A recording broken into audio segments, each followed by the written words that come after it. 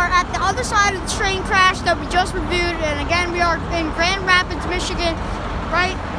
And downtown is just right down there, and we're near the train yard, which is down there. Apparently, under this bridge, there was a train crash that just happened. As you can look over there, and you can see the damage. Look at that. That has never happened before. And apparently, it looks like the wet rain and all the slick and the sliding made the rails weak, and then that tumbled over. And it looks like that train right there was in the front, and they must have been coming from that way.